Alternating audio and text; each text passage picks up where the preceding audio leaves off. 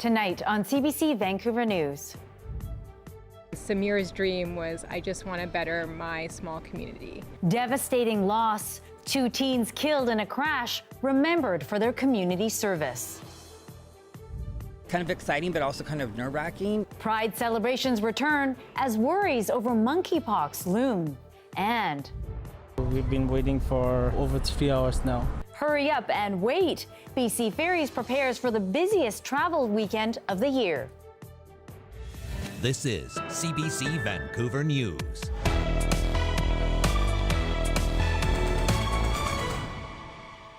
Good evening, I'm Lien Yeung. Thanks for joining us. Family and friends are mourning the loss of 2 teens killed in a car crash earlier this week. Samir Ali from Burnaby and Yazbret Habtamu of Vancouver both lost their lives when they were hit by a driver who was allegedly fleeing a traffic stop. The community is coming together to remember the young men, but as Beneat Brach reports, there are still many unanswered questions about the moments leading up to their deaths. One picture after another, community members reflect on Samir Ali, a beloved friend and someone many looked up to as a mentor, despite his young age. He was one of the purest souls I ever met. Samir Ali and Yazbret Habtamu were killed in a car crash Tuesday near the Burnaby-New West border after a driver sped through a traffic stop and crashed into their vehicle. Both teens later died in hospital. The young men being remembered dearly as leaders in the community and competitors on the soccer pitch. Samir Ali had a big influence, especially through soccer. Working with young children in the community, helping them build their skills. Ali was a refugee from Ethiopia, known by many as friendly, bright, and wise beyond his years. That you can make a difference every single day to everybody around you, and he did that. Yazbret Habtamu was 17. Online, his friends describe him as a great role model for his younger siblings and others in the community. And just this spring, he was awarded Player of the Month at his soccer club. The crash happened as the two were driving home from practice. Transit police say 2 suspects who were in the other vehicle have been released from custody. They are under house arrest and are scheduled to appear in Vancouver Provincial Court in November. It's not clear why there was a traffic stop or why the suspects fled. A spokesperson for the transit police says they do have policing powers. That includes the ability to do traffic stops, criminal investigations, anything that you would see at a normal police department. The Independent Investigations Office, the police watchdog, is investigating if police actions played a role in the collision. For now, the community cherishes these 2 young lives through memorials like this and their memories. Beneat Brach, CBC News, Vancouver. Monkeypox is now considered a global health emergency, according to the World Health Organization. BC has 61 confirmed cases of the virus. The BC CDC says currently monkeypox is primarily affecting men who have sex with other men. And as Yasmin Gandam reports, with Pride celebrations set to begin in Vancouver this weekend, worries over the outbreak are looming.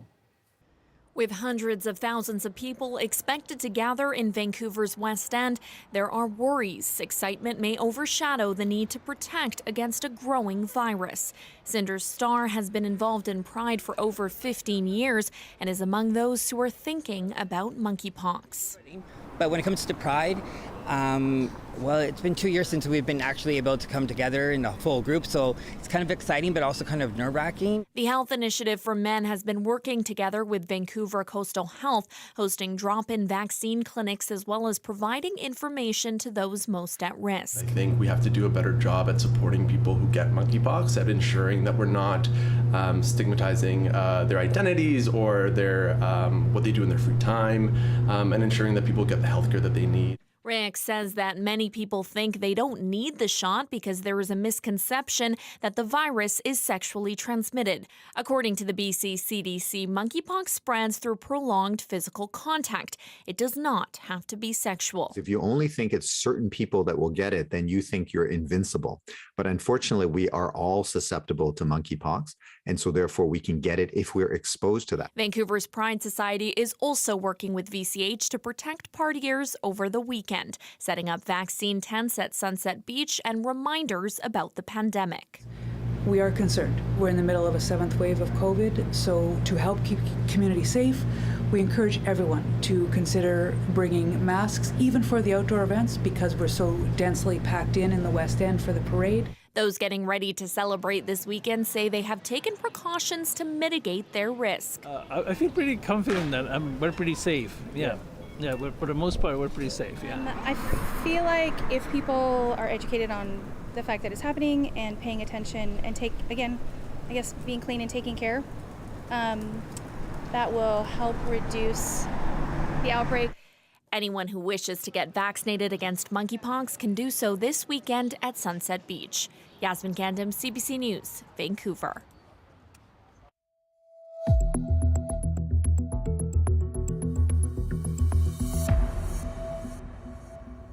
The BC Wildfire Service is monitoring over 90 fires across the province, including one north of Prince George. The Whedon Creek fire is still considered small, but smoke is visible from nearby Highway 97. Crews are responding and highway traffic is not currently being affected. Further south, the evacuation order for Lytton has been lifted. Evacuees who have been sheltering in Lillooet will soon be able to go home. And heading into the long weekend, the BC Wildfire Service is asking everyone to be careful about fires, but have stopped short of issuing a fire ban. And Kuljeet Kaila joins me now with more on the weather. So Kuljeet, another scorcher of a day. Not great news for the wildfire front. No, it's not, and it will continue this weekend. This ridge of high pressure that's kind of taken over most of South BC and Prince George included has brought some really big temperatures to us today. Some hot spots across the province. Osoyoos hit 40 degrees, high 30s for Pemberton, Port Alberni, Merritt, Kelowna, Kamloops, all got lots of heat today, and that will continue for the next couple of days. But first, here is today's fire danger rating, and we're starting to see more extreme conditions. That's where the pockets of red are. So north of Whistler, we've got Cranbrook, Merritt in the mix. So be extra careful if you are outside this long weekend. Our average temperatures for this time of the year, usually sitting around 13.7. Our low hit 18. Today's high was 35 inland, usually around 22.3, and that's just near the water. But there was a little bit of a breeze by the water today, which was really nice. What's coming up next for Saturday? The temperature's pretty steady for tomorrow. Quite warm across the province. 34 in Revelstoke, 38 in Kelowna. Same for still sitting on Saturday. Let's go to Sunday. Temperatures increasing for Kelowna, 39, but dropping in other areas like Prince George at 29. After this weekend, I'll let you know what's coming up. Okay, we'll check back with you later. Thanks, Kuljeet. Okay. If you're planning on traveling to Vancouver Island this weekend, you'll want to make sure you have a reservation. BC Ferry says this will be its busiest long weekend of the year. It expects to see 400,000 passengers and 140,000 vehicles from Thursday to Monday. Those without a plan to travel without a reservation, here's your warning: expect long waits. Got here around 6:45, so we've been waiting for over 3 hours now. So hoping to catch the 10 o'clock ferry, but we don't know. We got here about 7. We would have come a bit later, but we saw on the ferry thing that it was full up, so we thought, we better get here before the long weekend starts. So. Or at least we're in the shade, right? If this was 2 in the afternoon and you're in the sun and you can't have your car idling, that'd be pretty bad. So people in the afternoon, I feel bad for those guys. So how many boats have you missed? Or just one so far. Hopefully. So hopefully. Yes, that busy weekend started already. The hectic weekend comes after months of staff shortages and ferry cancellations.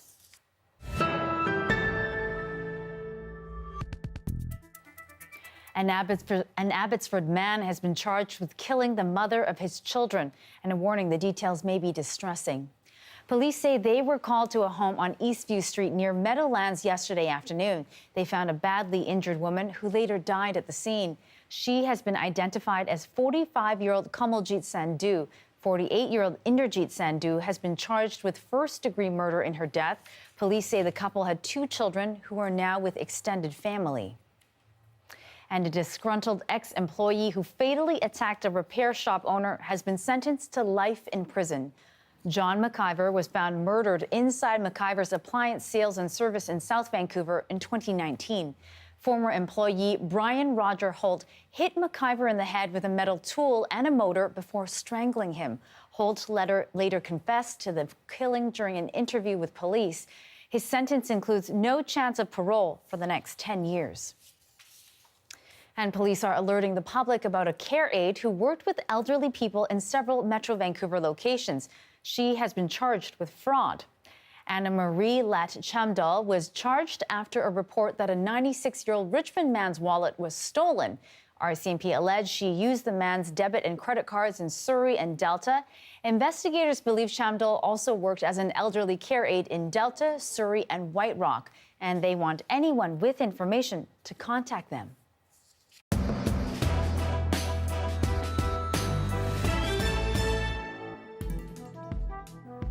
Well, we're less than 3 months away from municipal elections across BC. Every town and city will elect a mayor and council. But here in Vancouver, voters will also appoint a park board. It's unique in Canada, and as Justin McElroy explains, is the source of seemingly endless debate. What a difference a year makes. Is just another example of how ineffective the elected park board is. That was in 2021. Mayoral candidate Ken Sim, who finished runner-up 4 years ago to Kennedy Stewart, promised to try and get the province to get rid of the park board. But yesterday he announced his park board team, and the fact his tune had changed. Vancouverites deserve well-run parks now. We can't wait 3 to 4 years to make an administrative change. And so what we're going to do is we're going to run a bunch of strong candidates to win a majority on the elected park board. People with incredible lived experiences who have the skills to fix our parks. Fix the parks and keep the park board. Sim's ABC team will now have candidates focused on the same things as everyone else: park infrastructure, maintenance, and the never-ending controversy over the Stanley Park bike lane, promising to improve it. This isn't complicated. If you go to every single major city in North America and Europe, they've already done this. And they have multimodal transportations where cars exist to coexist with bikes and pedestrians. This is no different. Vancouver is the only big city in Canada with an independent park board. And with Sim's reversal, every party this election supports keeping it. That's despite polling that shows the majority of voters want to get rid of it. Half of people who responded to this poll earlier this month want it gone. There's a significant level of animosity. Now, he says the continued controversies over park board actions, from beach logs to bike lanes to tent encampments to taking 3 years to approve park drinking, has hurt its legitimacy. even if you're happy with some of the decisions that they made, there's a lot of people who still believe that it should be gone. But for his part, Sim doesn't seem to worry if keeping the parks board is unpopular. An ABC Vancouver government will not base our decisions on polls. We will do what's right by the city. Though there's one poll Sim does have to care about, the one on October 15th, when voters choose their next mayor, council, and park board. Justin McElroy, CBC News, Vancouver.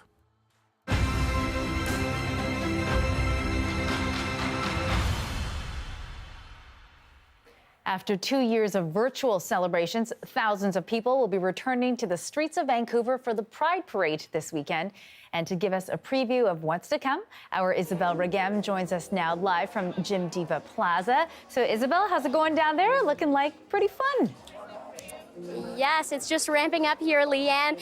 And this is the first time since 2019 a lot of people will be gathering in large crowds to celebrate Pride. And there have been several events this week already to lead up to big events this weekend. To join us now to talk a little bit more about these events and what to expect this weekend, I'm joined here by Michel Fortin, the board chair of the Vancouver Pride Society. Tell us how exciting it is and what is the significance of coming back in person for celebrations? Well, we had no problem finding a theme this year, which is together again. It feels incredibly energizing and just really gratifying to be able to spend time in the same space with like friends and allies and strangers who'll be family by the end of the weekend. We're all still being, safer. We know that COVID is still around and monkeypox is a reality. But we're definitely doing a lot of things outdoors and connecting with people, dancing, and taking up some space. And you're bringing up, we are still in a pandemic. We are still facing, or right now, the spread of monkeypox, which is a concern. How are you addressing that? How are we appeasing some of the concerns of people and making people feel safe? So we're very lucky. We have deep partnerships with community. So that includes the Health Initiative for Men and the folks at CBRC. But as well, Vancouver Coastal Health will be doing pop-up vaccine clinics here during the weekend down at Sunset Beach. So we're making sure that people are aware, there's education, and there's an opportunity to actually get vaccinated. Okay, so we're talking about safety, but we also want to talk about fun. So where are we right now? What's happening here tonight? And what are some of the key events this weekend? So this is amazing. It is an Afro-queer takeover. It's a BIPOC space. So tonight, everyone on that stage is Indigenous, Black, or a person of color that's a member of the artistic community here. We're going to go until 10 o'clock because there are people that live in this neighborhood. But we're also down at the Bentall Lounge. We've got Granville Island for the first time ever. So 10 activations there. And the Posh Ball is on tonight at the Fairmont. Lots. Keep your calendar open for all. So many things to choose from. Thank you so much, Michelle Fortin with the Vancouver Pride Society. So you'll want to check it out, Lien. There is, of course, the Pride Parade on Sunday, so thousands will be coming to the area for that, and we will be checking it out as well. Back to you, Lien. All right, thank you so much, Isabel. I hope you get to have a little fun before you have to come back to the studio. Awesome. Well, the 46th annual Powell Street Festival returns to the downtown east side this weekend as well, after 2 years of virtual and hybrid festivities. The festival celebrates Japanese-Canadian art and culture and provides a platform for social justice activism. Japanese Canadians were forcibly removed from the Powell Street area in 1942. There is real advocacy for human rights through the presentation of art and culture or through community art engagement. And the annual Powell Street Festival brings that all together, and it's just this big, loud hurrah. The Powell Street Festival Society stays active in the community year-round, offering programs for Japanese-Canadian youth and hosting community dances and walking tours as well, tracing the 1907 anti-Asian riots in Vancouver. Well, service dogs can be a lifeline for many people. A BC-based organization is busy raising and training puppies to help those in need of assistance. We visited their Burnaby campus to see just what it takes to get the animals ready for duty. Hello, my name is Meredith Araskog, and I am the Marketing and Media Coordinator for Pacific Assistance Dog Society, or PADS. Today we are with 2 litters, 18 puppies in total, the Shiny litter and the Encanto litter, who get to meet their puppy raisers for the first time today. So it's a very big day on campus. And I have got little Pippa here from the Encanto litter, who is ready to meet her new raiser and is very excited. Hold on, sweet. We train assistance dogs, so that includes dogs that help people in wheelchairs or mobility devices. We train dogs for hearing clients that alert when the phone rings or the doorbell rings. And we also train what is called an AFD, or an accredited facility dog. It's a big day for you. Puppies spend their time with the breeder caretaker and their mother for the first 8 weeks of life. After the breeder caretaker stage, they go with puppy raisers from 8 weeks to about 18 months. They're then assessed by the staff here at PADS to make sure that they still want to work and that they have the aptitude to do the jobs ahead of them. A lot of different factors go into determining the length of the career, but really it's what's best for the dog. So when it's time to retire, they go to live with families that take care of them in their golden years. And we are looking for volunteers. So if you want to do this, if you want to raise a puppy and change a life, go to our website, pads.ca/volunteer. We have many different opportunities for volunteering, but they all involve puppy cuddles. And it's 6:17 p.m. There's a live look overlooking gorgeous Vancouver. All right, coming up after the break, a landmark ruling from the Supreme Court of Canada. How a condom changes the very nature of sex and why secretly removing the rubber may be grounds for sexual assault. The implications of that decision next.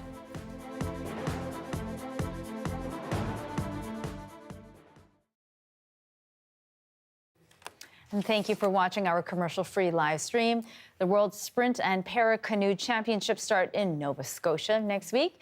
And tonight, we have the story of a para-canoe athlete who switched to the sport to chase his Paralympic dreams. Colleen Jones has that story. When Ben Brown switched to para-canoe, the first thing he had to get used to, asking for help. The one thing about being a para paddler is you need people to assist to put the boat. Yeah. And You didn't like that? that was really weird for me to transition to for the first couple of weeks because I'm used to doing a lot more on my own as a track athlete. Ben was one of the best wheelchair track athletes, winning national titles and setting records. But when he didn't qualify for the Paralympics in Tokyo, his track coach suggested he try a new sport. Enter para-canoe. He jumped at the chance to learn. Only one problem. You can't swim. Nope. He planned to learn that this winter, but pool closures stopped that, so he paddles with a life jacket. As he climbs in to get ready for another training session, first, here's an introduction to his boat. What you'll notice right away is you don't kneel on it like a C1 or a C2 or C4 as you sit down on it. I have to use, right now this is my temporary seat, it's a sledge hockey seat, and because my spinal cord injury is at the T5 level and it's complete, I don't have what we ab function. So I need a little bit back support and I need a chest strap just to keep me stable, because without it, I'd be flopping all over the place. It was a motocross accident that left him paralyzed from the chest down. It did not diminish his love of sports. But learning a new sport is challenging for everyone. He divides his training time between Masqua Aquatic Club and Lake George by his home in the valley. What do you love about being on the water? It's calming and mentally relaxing. His dream is still to get to those Paralympic Games, in para-canoe now. Although the class he's in isn't on the menu for the Paris Games because of the low number of competitors. He expects that to change. When I started with VL1 not being in the Paralympics, I wasn't terribly upset, to be honest. When I knew there wasn't as many athletes, coming from my track experience, you need numbers. So I just said, okay, let's focus on making worlds this year and building towards the next Paralympic cycles. He might be a rookie in this sport, but his athleticism and drive have made for a fast learning curve. He can't wait to get on the starting line on Wednesday for the World Championships. I don't know if you want to say making waves or making strides or what, but I just keep improving on some sort of aspect, whether it's speed, skill, technique. To be clear, he is both making waves and strides. Colleen Jones, CBC News, Lake George.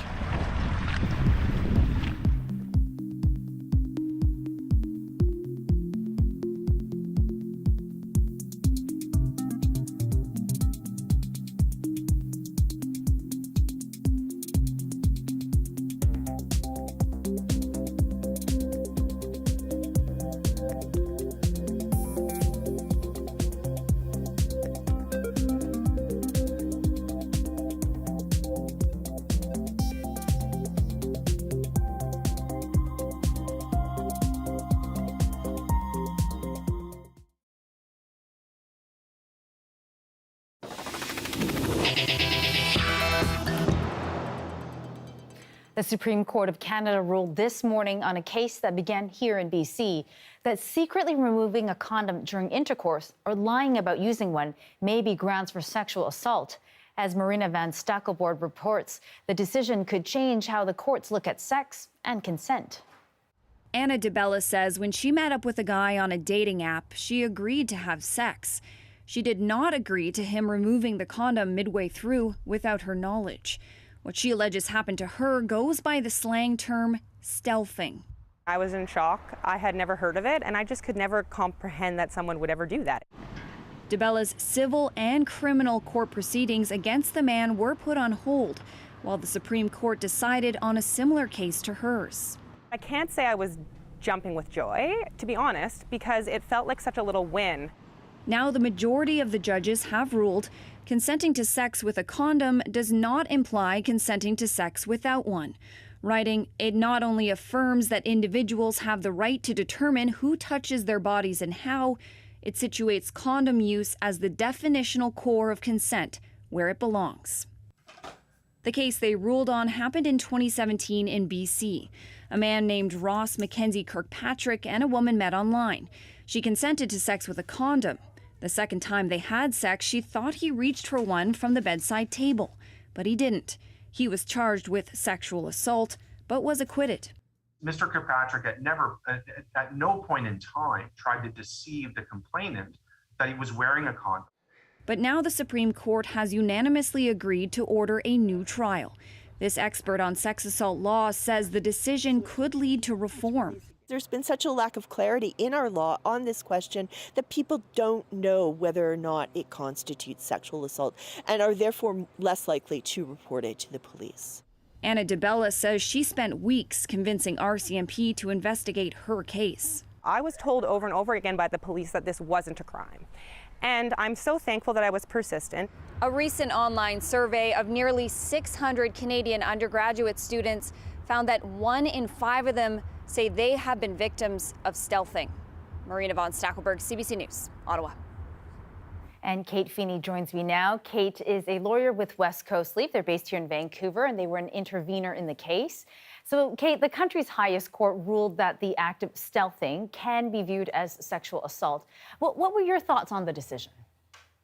We welcome the decision because it's an important clarification of the law of consent. And to put it simply, the court confirmed that every person has the right to decide exactly where and how they're touched. And that includes whether they have sex with a condom or without a condom. Right, and we heard from one of the justices, Sheila Martin. She wrote that sex with and without a condom are fundamentally and qualitatively distinct forms of physical touching. Can you break that down for us? Why did she make that distinction? I think that distinction reflects a common sense reality and also a common understanding in our community that there is a big physical difference between being touched by a penis with a condom and by a penis without a condom. There's the difference of skin-to-skin contact and also potentially the transmission of bodily fluids. Yeah, that makes a lot of sense. And we know West Coast Leaf was an intervener in the case. Why was it important for your organization to get involved?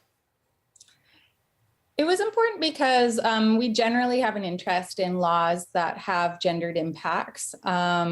We're a gender equality organization. And what we see with sexual assault law is that it's a really gendered area of law where we see myths and stereotypes about sexual assault that continue to be prevalent. So, we're interested in supporting the development of the law in a way that promotes the dignity, equality, and autonomy of all people, but also women and people who experience gender-based discrimination. Absolutely. So often it's often women on the ends of those cases, right?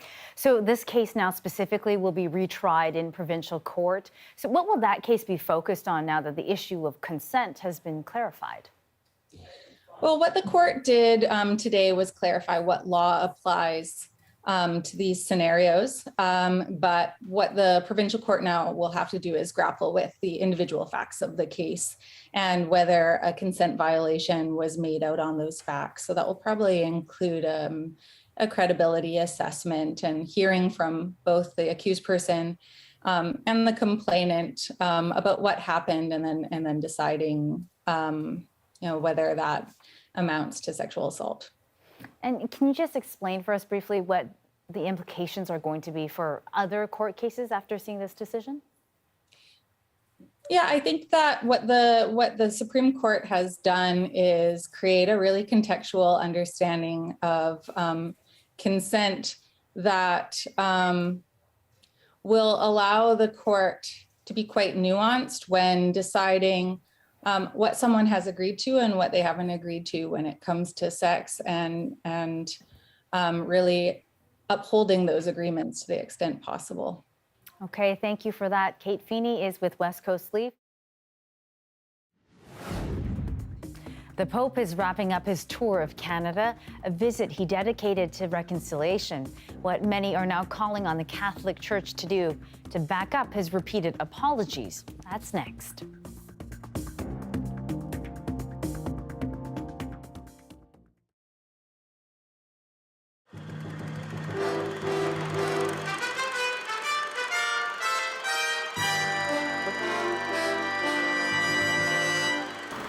Welcome to Clinton, population 750 or 800, depending who you're talking to.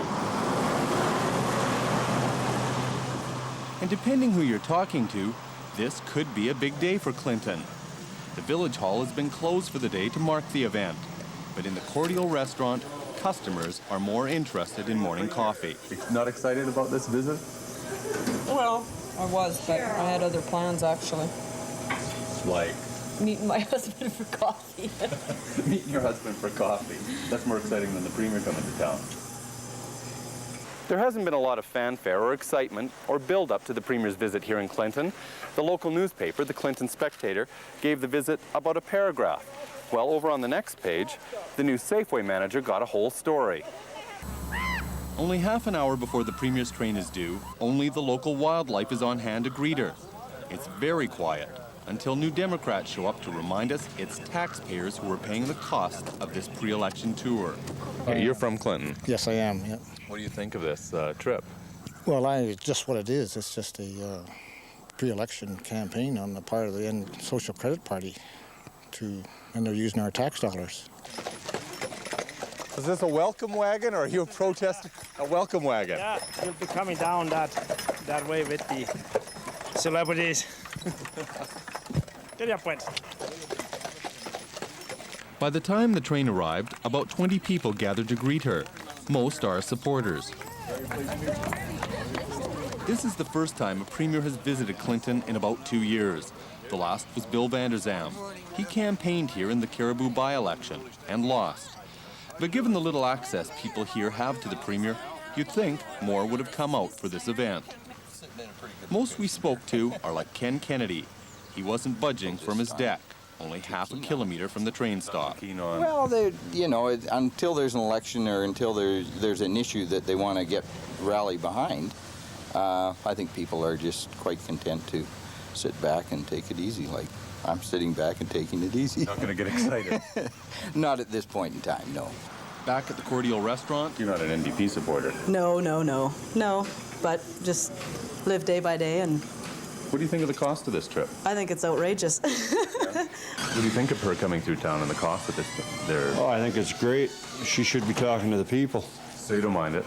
No, it's good. Those who did make the effort to see the Premier are already committed supporters or committed to the New Democrats. It's not these people she needs to reach. It's the people in the Cordial restaurants around the province. All aboard! And when the election tour is finally official, Rita Johnston and Mike Harcourt will not just be fighting one another. If Clinton is any indication, they have a larger enemy than each other: voter cynicism. Wayne Williams, CBC News, Clinton.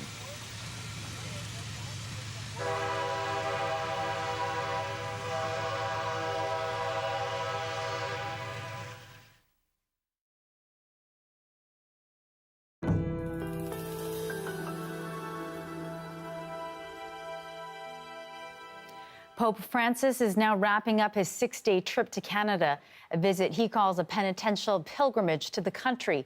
And after his historic apology to residential school survivors, as Thomas Degla reports, many more are wondering what actions will follow the words he delivered. At an audience with the Pope, prompted by the discovery of children's unmarked graves, 3 women carried cradle boards, a dramatic reminder of the childhoods lost to residential schools. Our whole world is in this cradle board, and if we don't make it right, we have to make it right. Before the Pope's arrival, the women were told to leave or sit in the back. It was a state event in which our own leadership as Indigenous people was not heard. And while the cradle board was in the room, the Pope did not see it. Church officials later saying there wasn't enough room for everyone, but again causing friction on a carefully choreographed trip that's drawn mixed reviews. I said I don't want to be holding anything in my heart. You know, I just want to move forward. We've done our part, especially with the kind of energy and effort we put into this week, and now it's up to the church to do its part. Canadian bishops say they'll present an action plan in the fall, leaving many to wonder what, if any, concrete measures will follow. The Pope leaves Canada having delivered no apology on behalf of the Catholic Church itself. Instead, he promised a search for truth with no details. And the Vatican is said to be working on a statement about the doctrine of discovery that spurred colonization. It's about ending the patterns of domination and dehumanization that the Vatican put into motion. It's been 7 years since the Truth and Reconciliation Commission called on the Pope to come to this country and apologize, and centuries since the harms began. Some Indigenous leaders are still having to look to the future for answers about the past. Thomas Dagle, CBC News, Quebec City. When the Pope began his Canada trip in Alberta, there was another standout moment that day. It came when a woman started singing in Cree to what sounded like "O Canada," delivering a message to the Pope. Tonight, she tells Karen Pauls what she said and why.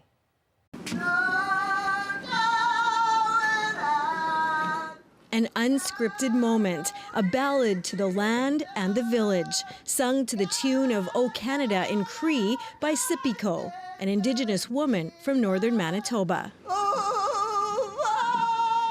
Also known as Trina Francois, she then spoke directly to Pope Francis.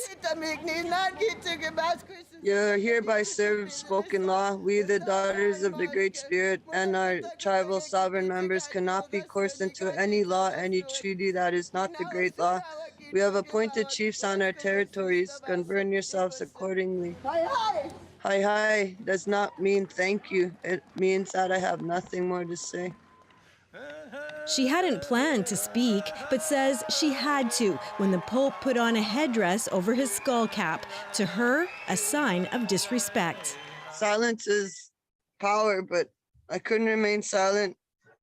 The moment was shared around the world, people saying they were shaken to the core. Her pain echoed theirs.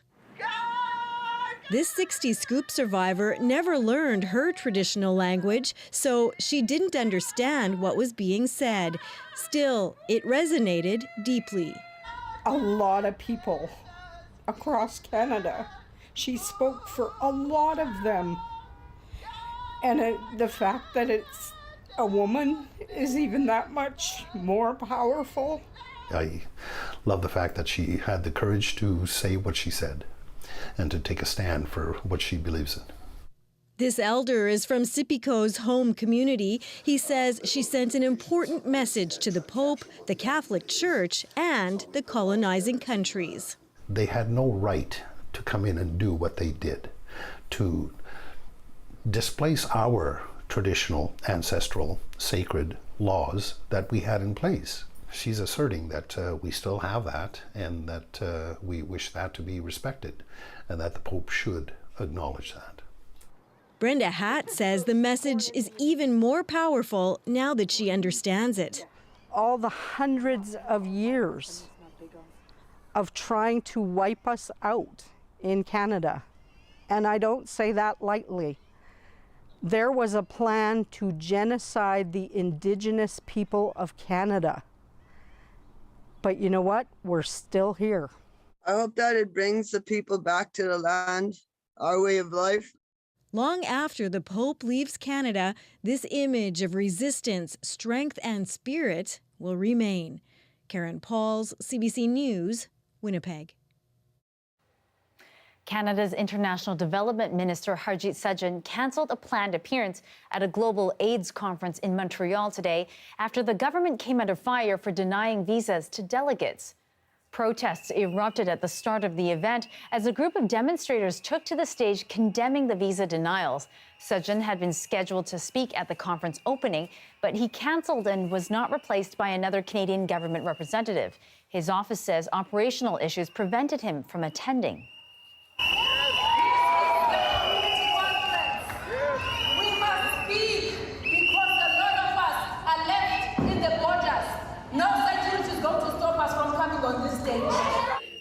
The conference, which draws researchers, medical practitioners, activists, and people living with HIV, focuses both on scientific progress in the fight against AIDS and the need for increased funding for response. More than 9,000 delegates were expected to attend. The International AIDS Society says it'll evaluate how it organizes international conferences as a result of visa denials. Canadian hospitals are still dealing with severe staffing shortages more than 2 years into the COVID-19 pandemic, and public health experts are warning about a dramatic drop in quality of care. As Ali Chiasson reports, the country's most populous province is bearing the brunt of the problem. Since the spring, we have been seeing a big change in the hospitals. Rosemary Buote is an emergency room clerk in Oshawa. She joined us from a supply closet in her hospital. our wait times are quite a bit longer, and we still are having staff being burned out. She says the beginning of the 7th wave of COVID marked a breaking point for a lot of her colleagues, several of whom are deciding to leave the sector altogether. Healthcare is a really desperate situation right now. That's for sure. I'm really scared. Her hospital is one of 2 in Durham region that will be taking patient transfers from Lakeridge Health in Bowmanville. That hospital announced yesterday that they'll be temporarily closing their intensive care unit. Long weekends tend to see a surge in patients, and they just don't have the staff to respond. Okay, we reached a catastrophic limit. Both the registered nurses and the Ontario Nurses Association estimate there are at least a dozen more hospitals in similarly desperate staffing situations. I know that even Ottawa Valley is having serious issues. I know in Kitchener there are serious issues. Fewer nurses means fewer people to transport patients, fewer staff to receive ambulances at the hospital, which ties them up from responding to 911 calls. That's what was going on in Ottawa just this week when Judy Trenton broke her leg. I was taken to the Ottawa hospital and I waited for about 4 hours along with the paramedics, and there were about 14 of them in there at the time because they're not allowed to leave until the patient they bring in is accepted through the ER doors. It was a Monday evening, and it wasn't even a holiday weekend. It was just packed. One way to retain and recruit more nurses, the union says, to repeal Bill C-124, which caps a nurse's annual salary increase at just 1%. Now, that's not something the Premier is budging on. The Health Minister's office issued a statement today saying they have a plan to train thousands of more nurses. Now, Minister Sylvia Jones declined an interview with us to discuss that plan any further. Ali Chiasson, CBC News, Toronto. Canada's economy stayed essentially unchanged in May. Some are seeing that as a better outcome than the contraction that economists were expecting. Statistics Canada says the GDP stayed flat in May after a 0.3% expansion in April. The slight uptick in the service sector was offset by a decline in goods-producing industries. Along with supply issues and rising interest rates, a lot of businesses are also facing labor shortages. Canada fared better during the same period than the U.S., which saw its economy shrink for 2 quarters in a row, an informal indicator of recession.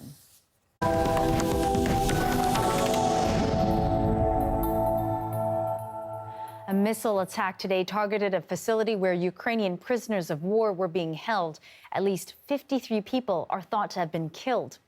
The facility was near the front line of combat in Donetsk province, and Russia and Ukraine are each blaming each other for the missile strike. Moscow says it has opened a probe into the attack. Ukraine's military is accusing the Russians of trying to cover up atrocities. A long-running British court battle between 2 soccer spouses has ended. The libel case that has dominated headlines in the UK for months has been dubbed Wagatha Christie. The term is a combination of WAGs, an acronym for Wives and Girlfriends of Professional Athletes, and the name of famous mystery writer Agatha Christie. And as Abby Kuatasin explains, that story involves celebrity drama and amateur sleuthing. A legal case that first exploded online, coming to an end online as well. The judge throwing out Rebecca Vardy's libel case against Colleen Rooney.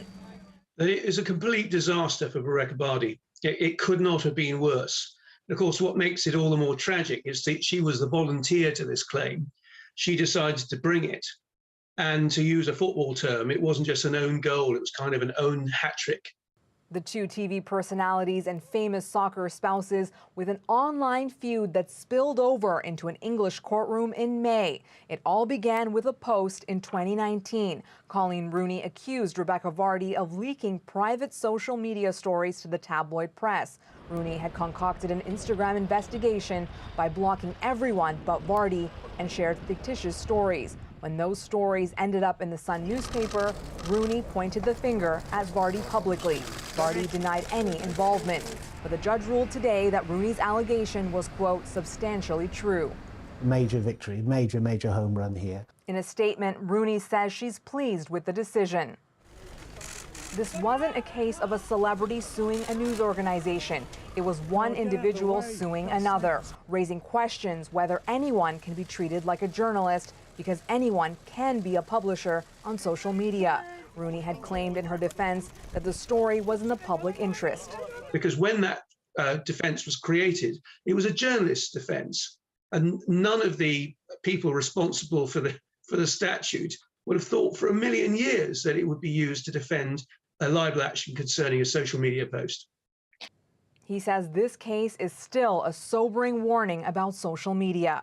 Abby Kwoldasin, CBC News, London. What do whales sound like as they're talking and singing to each other underwater? We'll take a listen coming up after the break.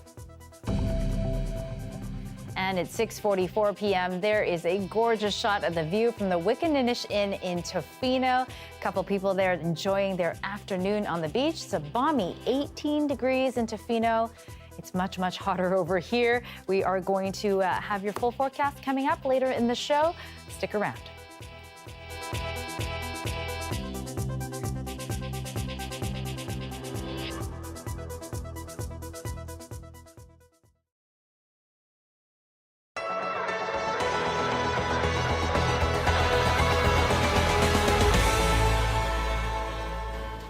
Brandon Wall has been renting out his basement on Airbnb for 6 years without any issues. But last week, all his reservations for the year were suddenly canceled and his listing taken down. Well, right now I'm trying to get everyone rebooked. He spent hours trying to help his guests while attempting to sort out the issue with the City of Toronto and Airbnb. All these guests are being hung out to dry. And like Sandra Schott, who had 2 reservations canceled in a row by Airbnb. I started to look at hotels in the downtown area, and they were just, it wasn't feasible. So we ended up staying at a hotel in North York. The City of Toronto says it recently received nearly 100 inquiries from hosts who had all their bookings canceled. Turns out a minor discrepancy, mostly in the way their addresses were inputted with the city versus their Airbnb profile, caused the problem. That led to registered hosts being flagged during city audits. Their profiles were sent to Airbnb, who automatically canceled all their bookings. Wall says the company should have contacted hosts first. it would save them work. They wouldn't have to rebook all this stuff and deal with all these refunds. They wouldn't have to deal with angry hosts, angry guests. It would just be easier all around. While Wall is honoring the initial rate, some of his rebooked guests are having to pay more after Airbnb increased some fees for the same reservation. Laura King and her partner had to pay an extra $60. And Airbnb are saying that there's nothing that they can do about it. This was the first time we've ever used Airbnb. So it did obviously cause a little bit of drama. Some hosts CBC Toronto spoke with had all their reservations cancelled more than once after rebooking guests, something Wall is afraid of. I can't imagine having to do it again.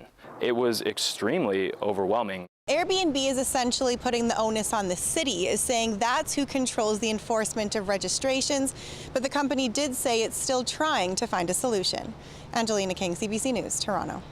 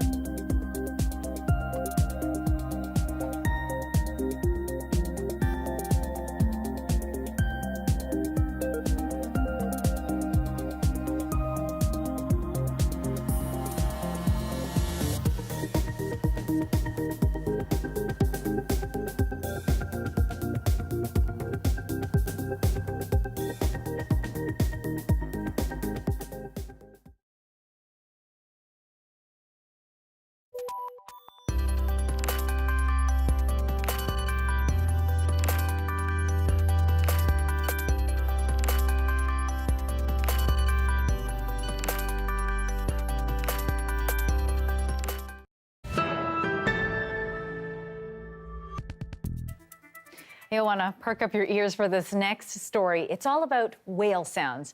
The Sheringham Point Lighthouse in Shirley on Vancouver Island has placed a speaker on dry land, and it happens to pick up sounds from beneath the waves and broadcasts the songs of orcas and humpbacks and other marine music. Take a listen.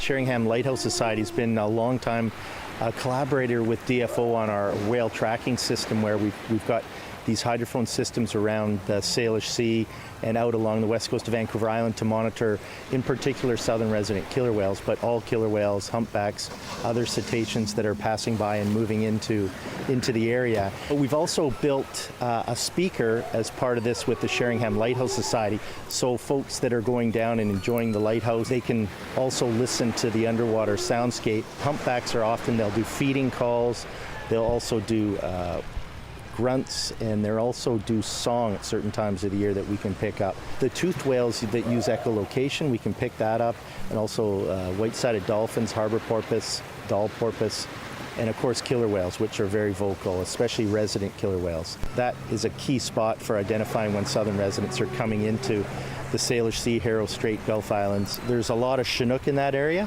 so these killer whales know that, and they're in there foraging, so they'll typically come in close there and hopefully get a good meal on their way into either into the Salish Sea, Harrow Strait, Gulf Islands area, or coming out after being in that area. That's a very cool project. Hey, Kuljeet?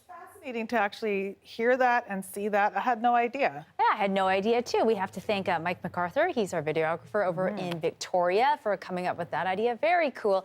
Would you like to listen to it over, maybe a soundtrack for sleep? I was going to say it needs a playlist on Spotify at least. Oh my gosh, right? Yeah. Or you know what? I feel like Stranger Things could use it as a good soundtrack.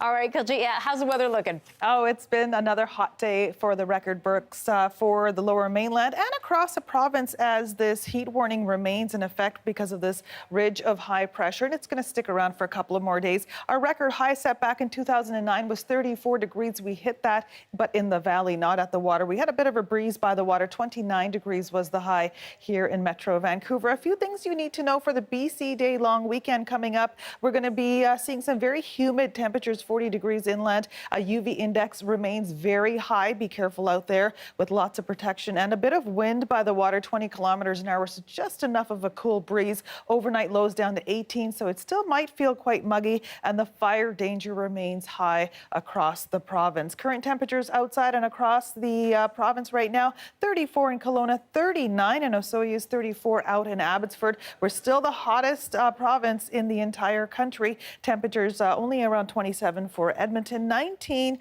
for Thompson, 24 in Winnipeg, Montreal sitting at 23, 22 in Ottawa, so much cooler on the East Coast. For the next couple of days, this heat remains with us for Saturday and Sunday. 34 degrees inland, 29 by the water, 32 for Sunday. Lots of sunshine in store for Monday as well, but the temperatures do start to drop after that with a 60% risk of rain for both Tuesday and Wednesday. So things are really going to cool down right at the start of the weekend. We'll then start to see temperatures around the seasonal highs and lows. All right, Kuljeet, I got to say, I'm pretty excited for things to cool down a little bit. Looking forward to that. Yeah, it's just too hot to sleep. Yes, that's true. That is true. All right, thank you so much, Kuljeet. You're welcome. Even well-traveled British Columbians have likely never been to this place on the provincial map. It's a ghost town, perfectly preserved like the day it was abandoned in the 1980s. Our Justin McElroy will take you there after the break.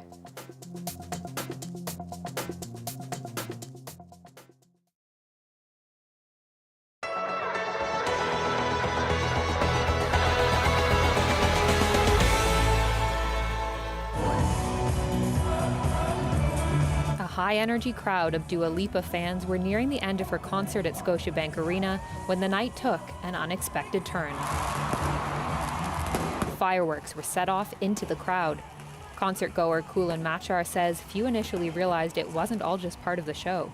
Yeah, the moment I saw it, I'm like, oh my God, fireworks. This is so cool. Let me pull up my phone to grab a moment of the fireworks. Then after while grabbing it, I noticed that the fireworks are hitting people.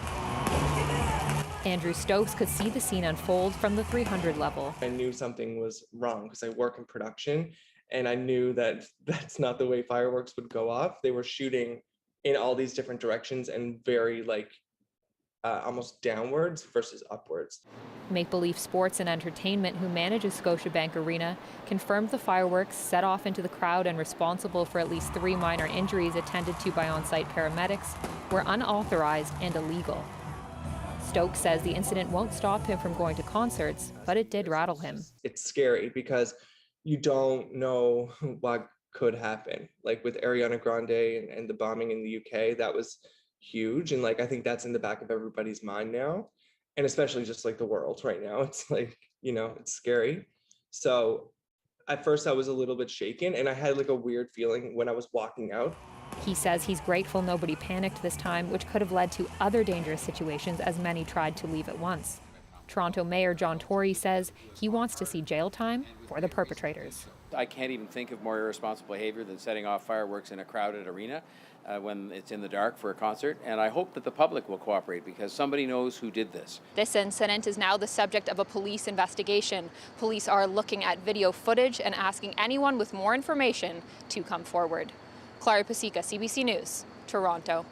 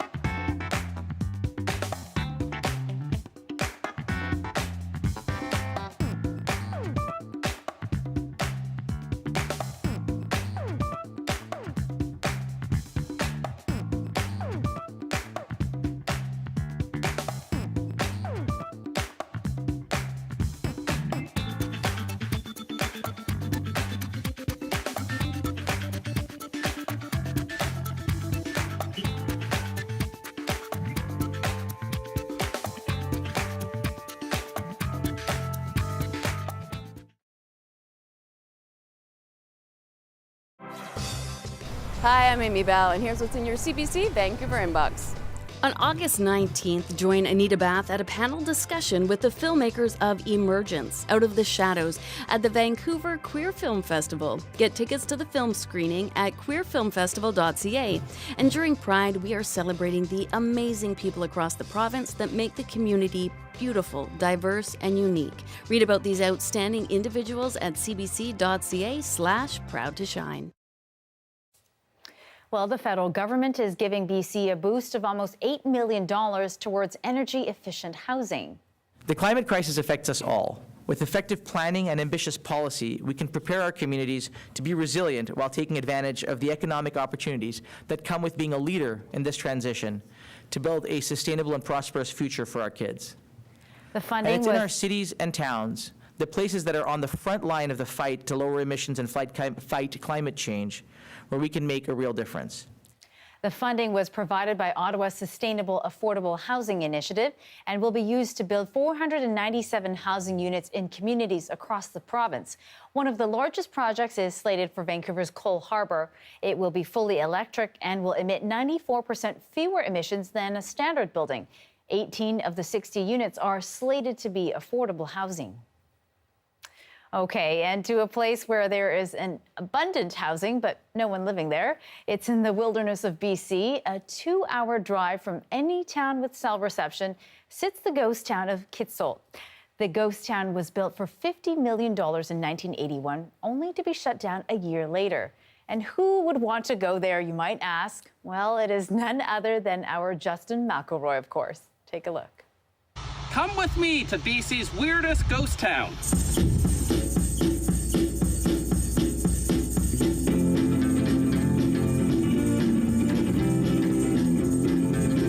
Ghost playground, ghost neighborhoods, ghost home. Ghost Mall, Ghost Bank, Ghost Bank Vaults, Grocery Store, Ghost Gym, Ghost Curling Rink, Ghost Slide, Ghost Parking Lot, Ghost Waterfalls, Ghost Libraries, Ghost Pool,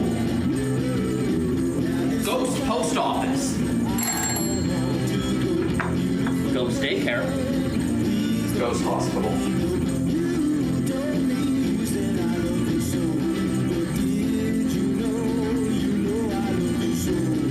Ghost Fire Truck.